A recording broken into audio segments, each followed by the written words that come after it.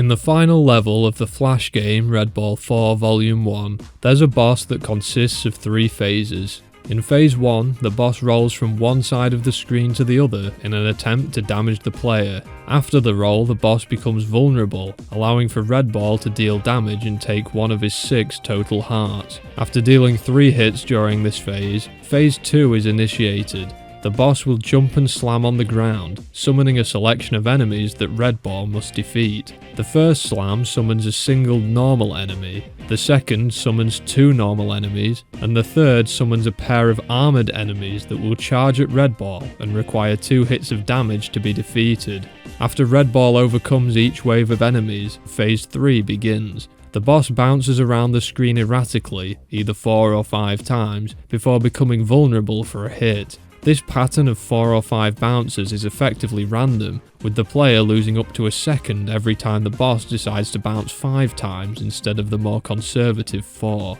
After 3 hits, the boss's health bar will have completely depleted. Red Ball has now won the game, and the final cutscene will play.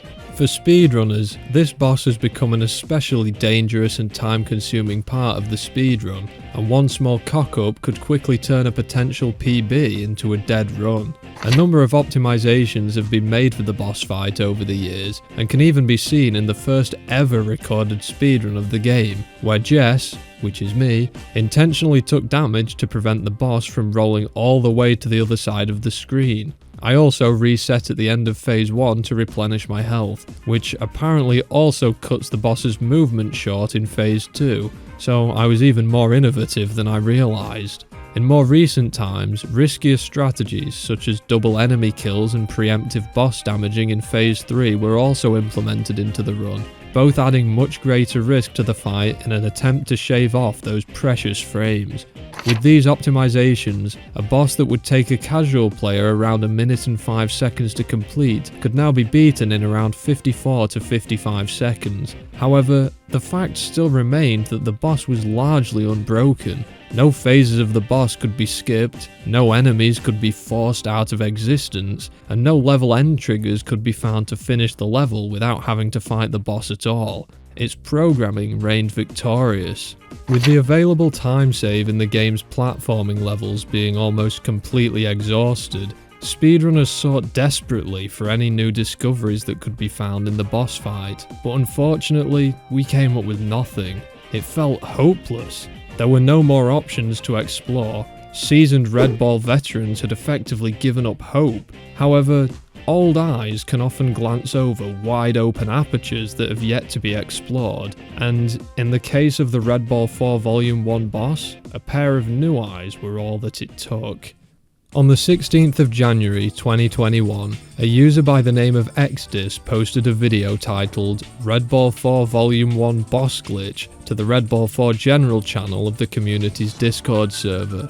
Xdis was a very new member of the community, having joined the Discord and the Red Ball community in general only a day prior. In the video posted, after hitting the boss for the 3rd time, Xdis just starts pushing it to the other side of the screen, shunting it along while it's still vulnerable. By constantly hitting the boss, this period of vulnerability will never end, as the 2-second countdown that begins when the boss initially takes damage gets reset upon each subsequent contact. As long as the countdown never reaches 0, the boss will never exit this state. After arduously shifting the boss to the other side of the screen, it becomes vulnerable again, able to take damage from another hit, and after this, the boss just carries on its Phase 1 behaviour.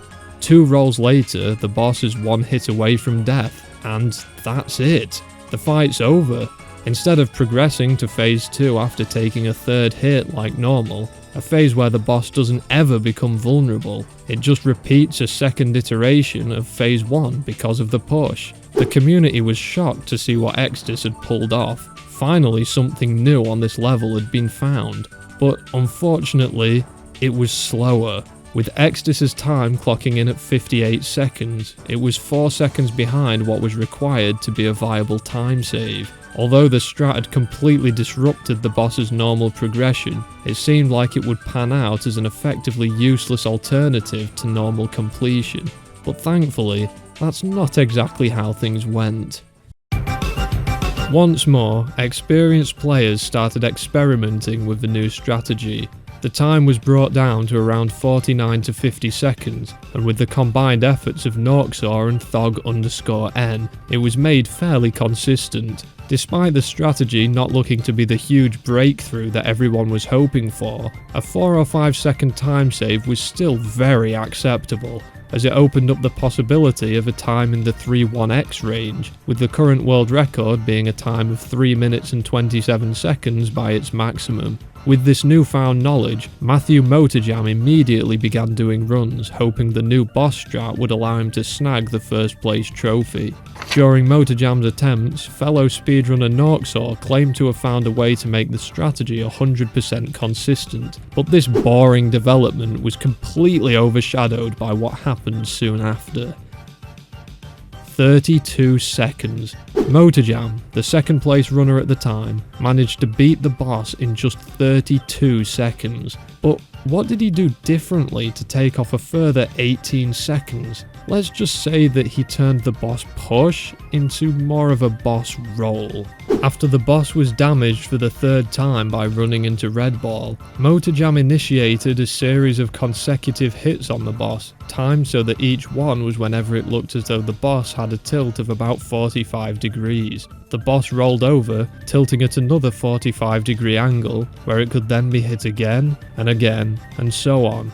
The arduous task of slowly sliding the boss while it sat flat on the ground was quickly discarded for this much faster method of taking him on a roll. The community was ecstatic at this revelation, with the boss strat now saving over 20 seconds compared to a normal skilled completion. Motorjam returned to doing runs with this huge development now in his repertoire, confident that he could claim a world record. A run that was 15 seconds behind could easily become a new record, is probably what he wished. It turned out the full boss roll was actually pretty difficult to do. Runners struggled to pull it off more than 30% of the time.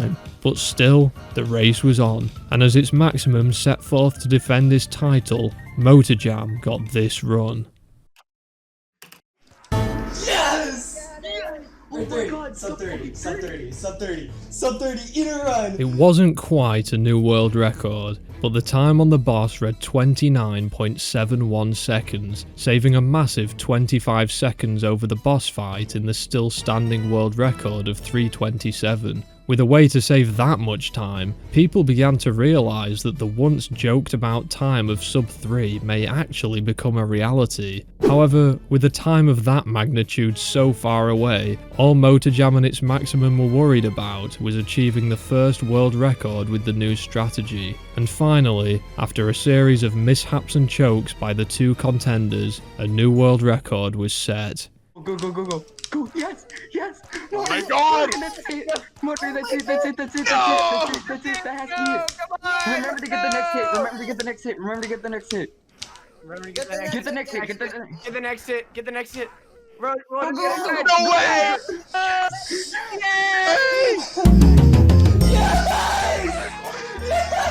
Motorjam had done it. A 3:19, the first 3-1x in the game's history. The community went mental, but the competition between the two was far from over, as they both knew full well a time in the 3-0x range was attainable, so the two just kept going at it.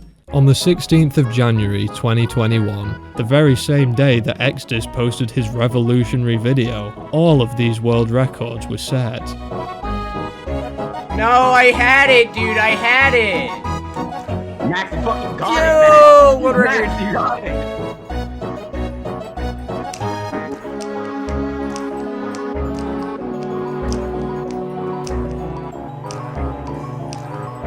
I think that might be world record.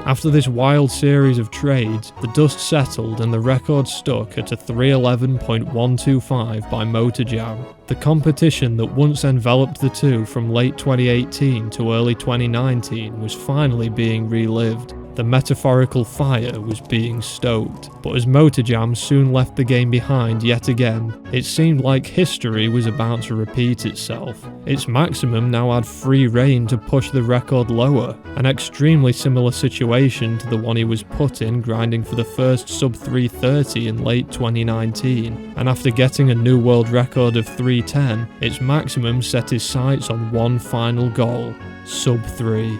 And this is what he did for the next few weeks.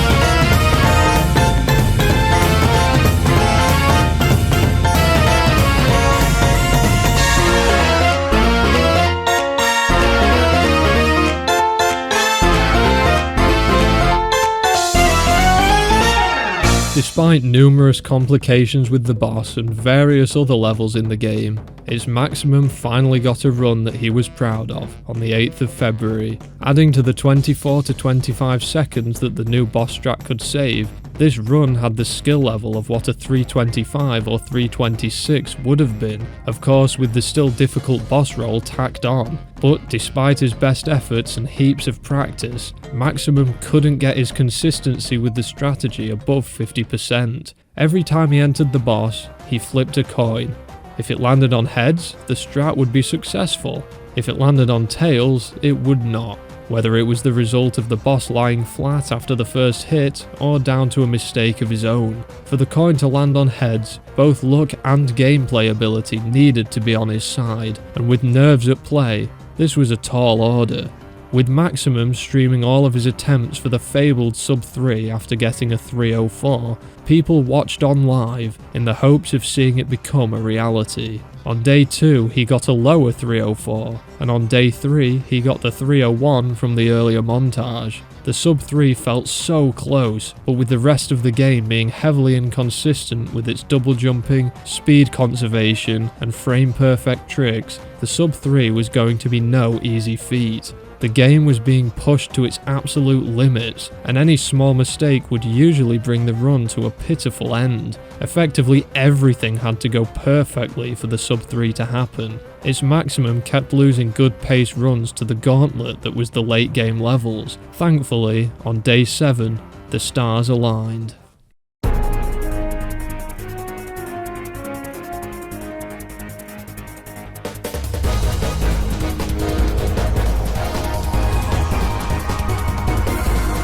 Transitioning from level 6 to level 7, the game completely negated all of Red Ball's momentum, a rather annoying and unfortunate event that happens around 40% of the time. Exiting level 7, its Maximum was now 2.7 seconds behind his PB. The run was on the verge of death, but he knew that with an essentially perfect ending, sub 3 was still barely possible, so he pressed on.